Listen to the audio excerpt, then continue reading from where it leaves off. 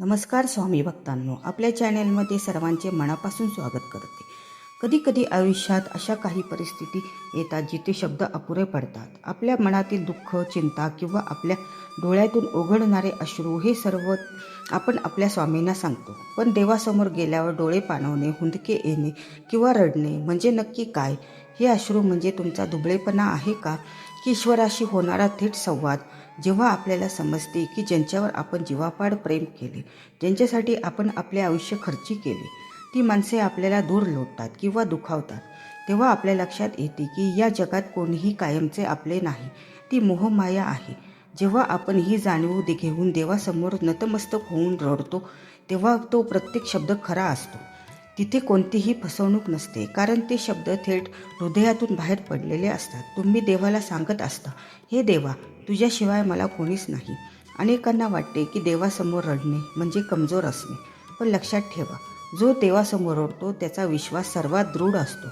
मंदिरात गेल्यावर भाऊक होणे किंवा डोळ्यात पाणी येणे ही काही सामान्य गोष्ट नाही.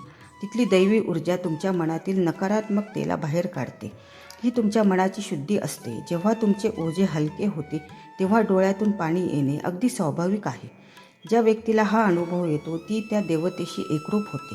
साक्षात देव तुम्हाला आईच्या रूपाने म्हणत असतात, बाळा, रडू नकोस, तू माझाच आहे. तू जे भोगत आहे ती मोहमाया आहे, हे तुला समजले आहे.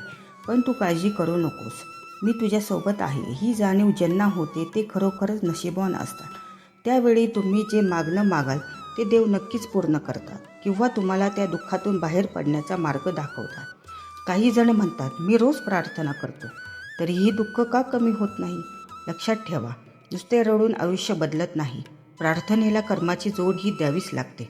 भगवान श्रीकृष्णाने अर्जुनाला रणांगणावर रडताना पाहिले होते, पण त्याला रडण्याऐवजी लढण्याची प्रेरणा दिली होती. त्यामुळे अन्यायाविरुद्ध आवाज उठवणे हे खरे स्वामी भक्त असण्याचे लक्षण आहे. रात्री झोपताना देवाला प्रार्थना करता करता जर तुम्हाला रडू येत असेल तर समजून घ्या की त्या ईश्वराचा एक अदृश्य धागा जोडला गेला आहे. हा धागा तुम्हाला कधीही एकटे पडू देणार नाही. आणि स्वामींचा आशीर्वाद प्राप्त करण्यासाठी आत्ताच कमेंट बॉक्समध्ये स्वामी आई, मी तुझंच बाळ, माझा उद्धार कर असं लिहा. जर तुम्हाला हा संदेश मनाला स्पर्शून गेला असेल तर व्हिडिओला एक लाईक नक्की करा आणि आपल्या चॅनेलला सबस्क्राईब नक्की करा. सर्वांची काळजी घ्या. सर्व सुखी राहा. श्री स्वामी समर्थ. जय जय स्वामी समर्थ.